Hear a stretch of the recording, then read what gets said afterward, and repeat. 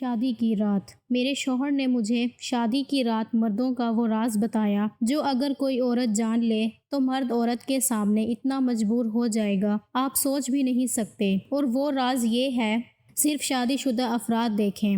میری شادی جس شخص سے ہوئی تھی میں نے کبھی سوچا بھی نہیں تھا کہ ایسا ہوگا۔ اس شخص نے مجھے مردوں کا وہ راز بتایا جس نے نہ صرف عورتوں کو طاقتور بنا دیا بلکہ اس کی زندگی سے سبھی مسائل کو جڑ سے اکھاڑ کر پھینکا۔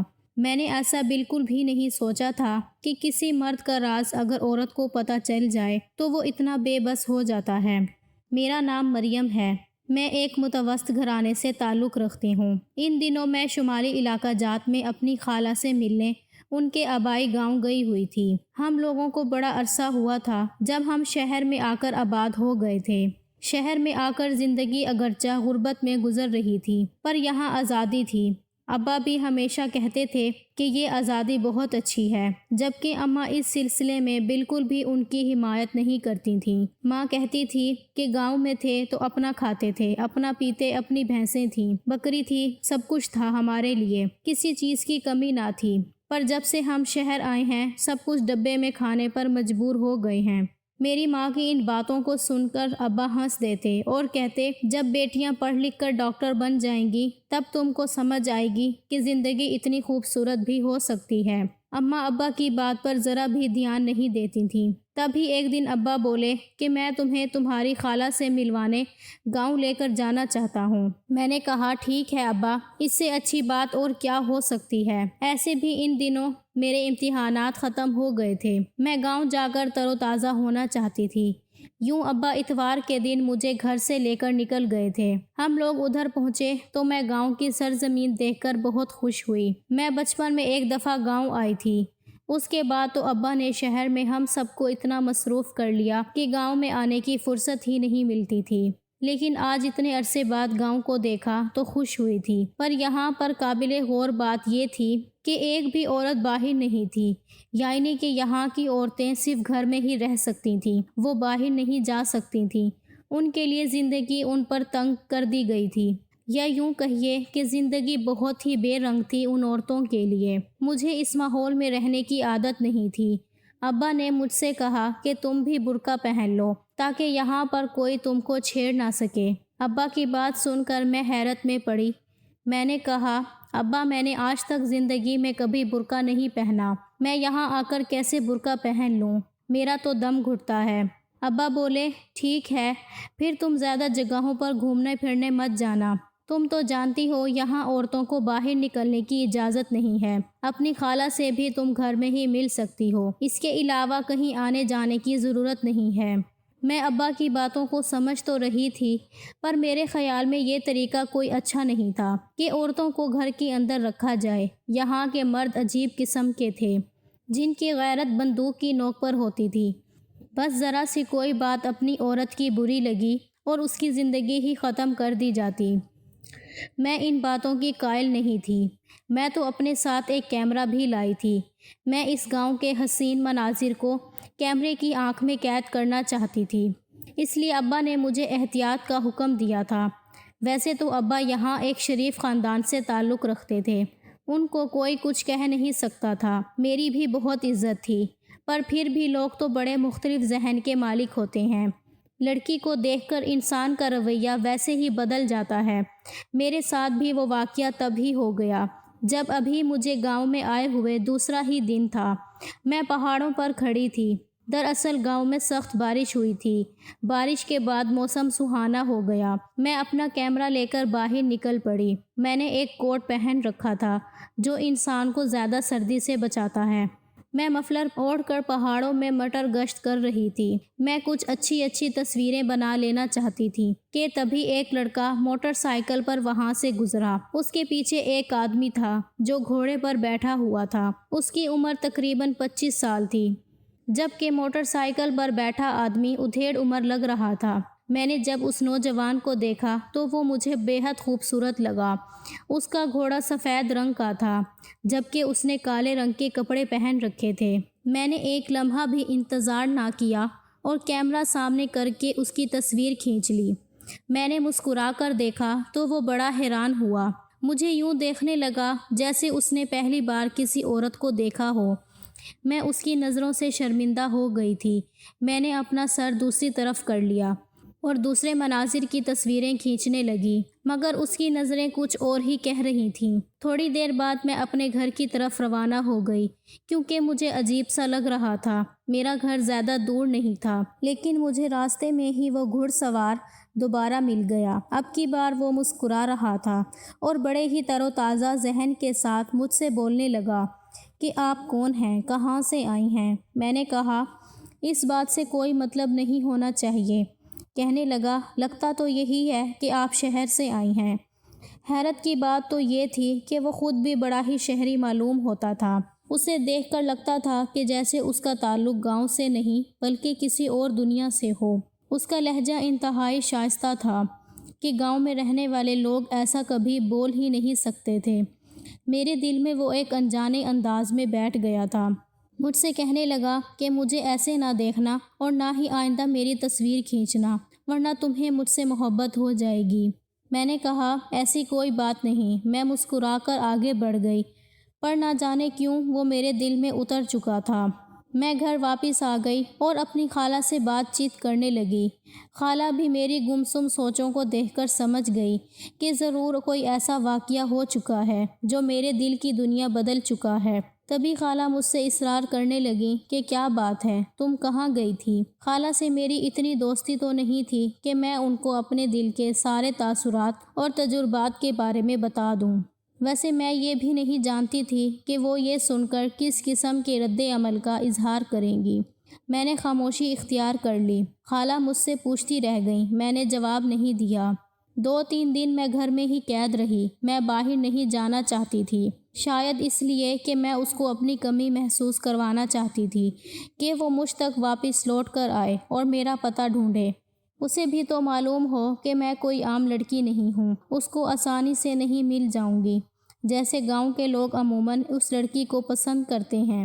بس پورے گاؤں میں مشہور ہو جاتا ہے اور کوئی دوسرا انسان وہاں رشتہ نہیں بھیج سکتا، پر میں ایسی ویسی تھی جو اس کو ایک بار رشتہ مانگنے سے مل جاؤں۔ پھر میں نے سوچا ہو سکتا ہے وہ مجھے ڈھونڈتے ڈھونڈتے تھک جائے، اسے کیا پتا تھا کہ میں کس کی بیٹی ہوں۔ یوں میں ایک دن پھر شام کے وقت گھر سے نکل گئی۔ میں اسی جگہ پر جا کر تصویریں بنانے کے بہانے بیٹھ گئی۔ تبھی مجھے تھوڑی ہی دیر میں وہ دور سے آتا ہوا دکھائی دیا۔ اس کی خوشی آسمانوں کو چھو رہی تھی۔ وہ میرے قریب آ کر کھڑا ہوا تو دل کی دھڑکنیں اوپر نیچے ہونے لگیں۔ میں نے پوچھا کون؟ تم کیوں یہاں آئے ہو؟ بولا کہ اتنی بچی نہ بنو، تم بھی جانتی ہو کہ تم مجھے پسند کرتی ہو اور میں تمہیں پہلے ہی پسند کرتا ہوں۔ خدا کے لیے میری ہو جاؤ، مجھ سے شادی کر لو۔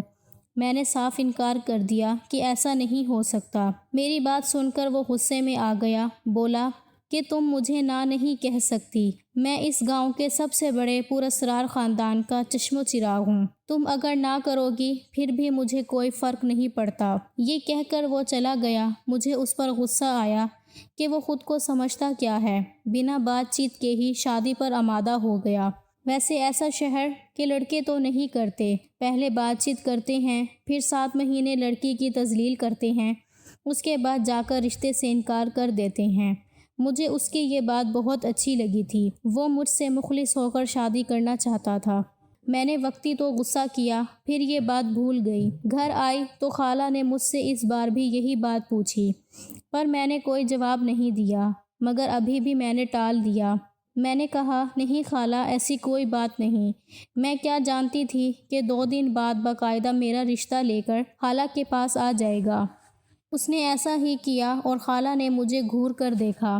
بولی کہ میں تجھ سے اتنا پوچھتی رہی، تو نے مجھے ایک بار بھی نہیں بتایا، کیا تم مجھے اپنا دوست نہیں مانتی؟ میں نے کہا خالہ میں تو اس لڑکے کو جانتی تک نہیں ہوں، کون ہے، یہ میرا رشتہ لے کر کیوں آیا ہے، میں تو ہرگز شادی نہیں کروں گی۔ اوپر ہی اوپر انجان بن رہی تھی اور خالہ میری بات سن کر بہت حیران تھیں۔ بولی کہ ایسا تو آج تک کبھی نہیں ہوا، مانا کہ ہم لوگ بھی ذمہ دار ہیں، پر یہ لوگ تو بہت ہی اونچے خاندان کے ہیں، انہوں نے ہمارے گھر میں رشتہ مانگا تو یقیناً تم اس لڑکے کو پسند آئی ہوگی۔ میں خالہ کی باتیں سمجھ نہیں پا رہی تھی، کیونکہ مجھے خود نہیں سمجھ آ رہا تھا کہ آخر یہ چکر کیا ہے۔ کہ اتنے ہی اعلیٰ خاندان کا لڑکا ہے۔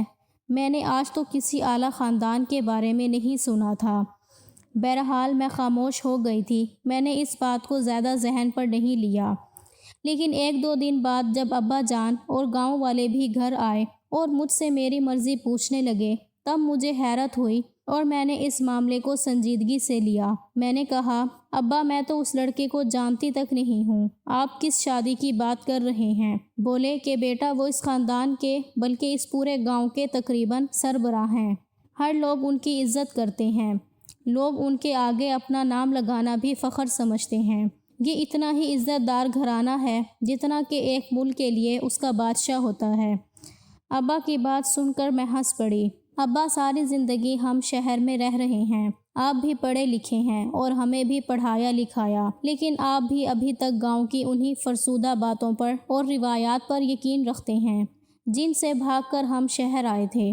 میری بات سن کر ابا چپ ہو گئے۔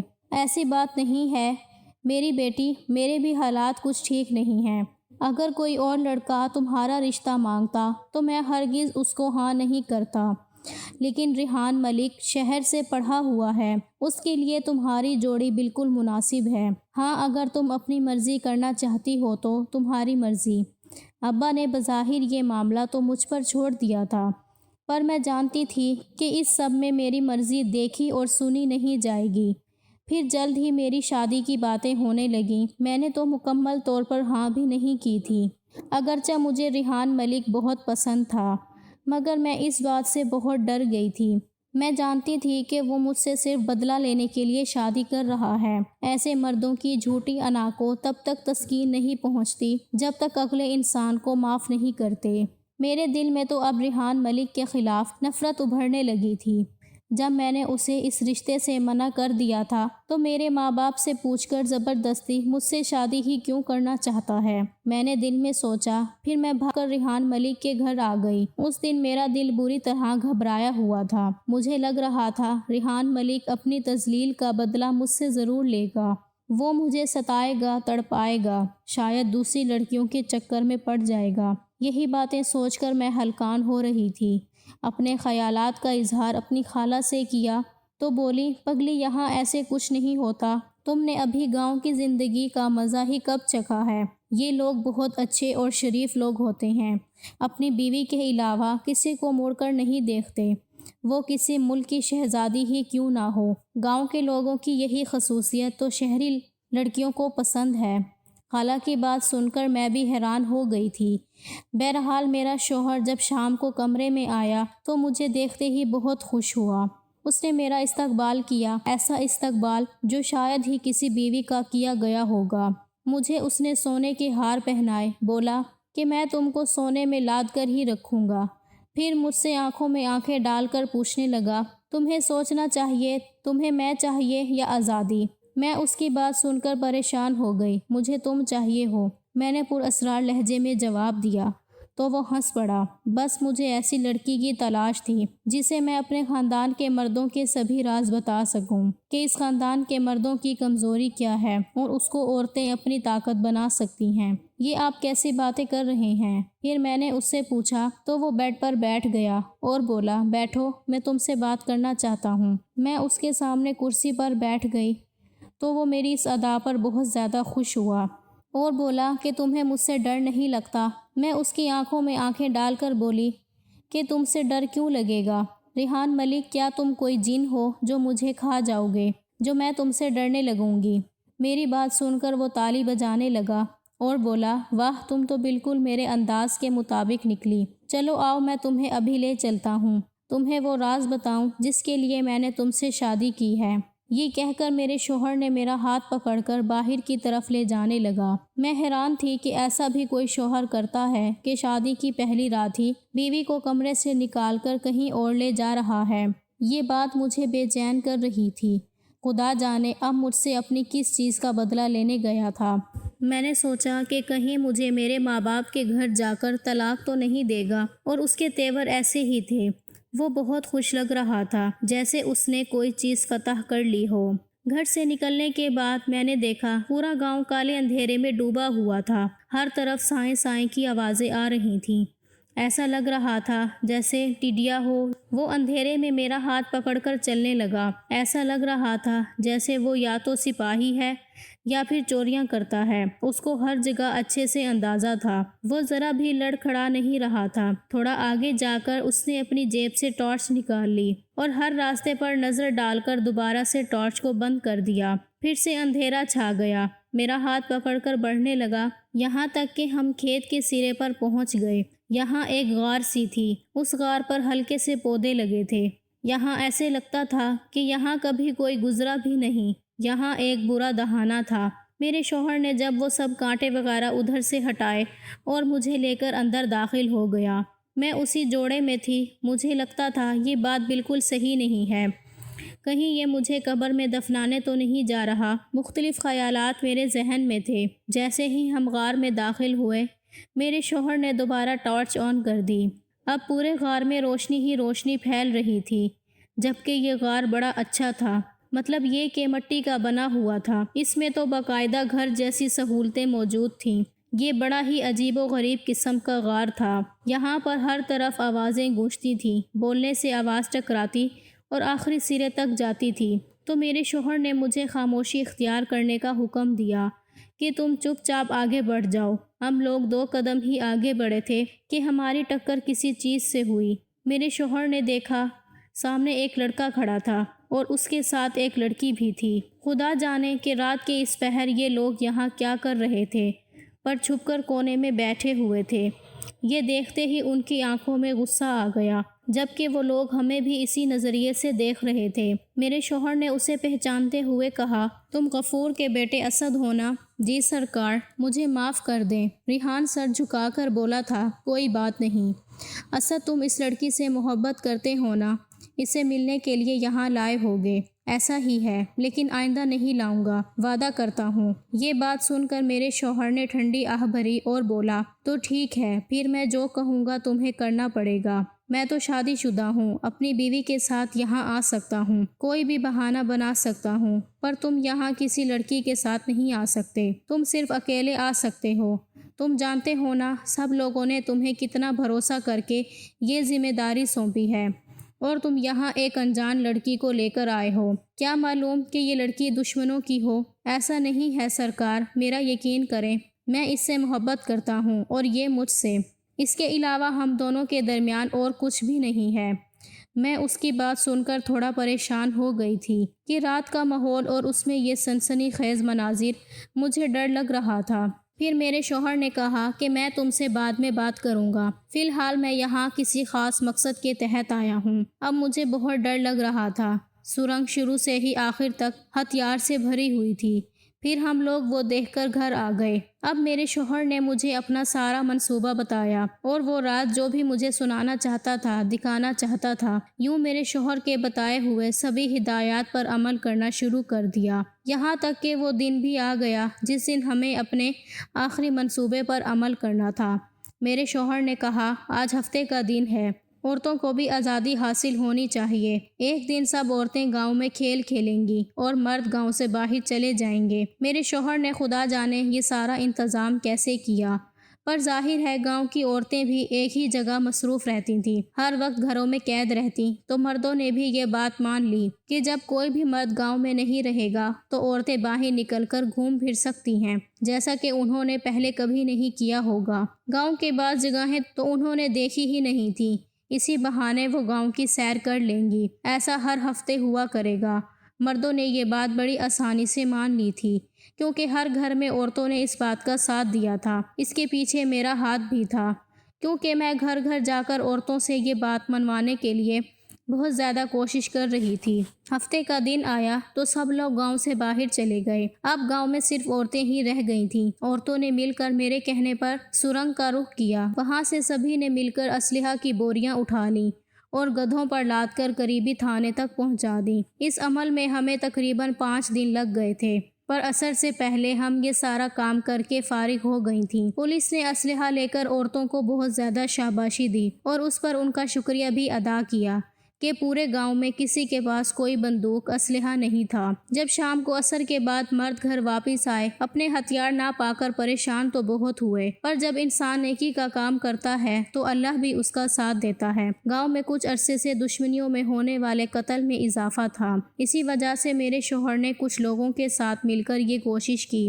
کیونکہ اگر یہ صرف ایک آدمی سے کہہ دیں کہ تم اپنا اسلحہ چھوڑ دو اور وہ اپنے آپ کو نہتا کر لو تو وہ کوئی بھی بات نہ مانتا، لیکن جب پورے گاؤں کا اسلحہ مل کر تھانے میں پہنچا دیا گیا تھا تو پھر کسی نے بھی اس بات پر کوئی اعتراض نہیں کیا، بلکہ سب لوگ امن قائم ہونے پر خوش تھے۔ اب گاؤں میں نہ ہی کسی کو اسلحہ رکھنے کی اجازت تھی اور نہ ہی کوئی اس کے لیے کوشش کرتا تھا، کیونکہ ہم نے ایک بار ہی مل کر یہ کوشش کر لی تھی کہ گاؤں کو پرامن بنایا جا سکے۔ میرے شوہر آج بھی کہتے ہیں کہ تمہاری ہمت اور بہادری دیکھ کر میں نے تم سے شادی کرنے کا فیصلہ کیا تھا، کیونکہ یہ کام صرف اور صرف تم جیسی عورت ہی کر سکتی تھی، کیونکہ اگر کوئی گاؤں کی لڑکی ہوتی وہ تو ڈر جاتی، پر تم نے میرا بہت ساتھ دیا۔ میں تمہارا شکریہ ادا کرتا ہوں، جبکہ میں بھی اپنے شوہر کی شکر گزار ہوں جنہوں نے میری آنے والی نسل کو قتل و غارت سے بچا لیا۔ تو دوستو، آپ کو آج کی کہانی کیسی لگی؟ امید ہے آپ کو ویڈیو اچھی لگی ہوگی۔ اگر ویڈیو اچھی لگی ہے تو ہمارے چینل کو سبسکرائب کریں۔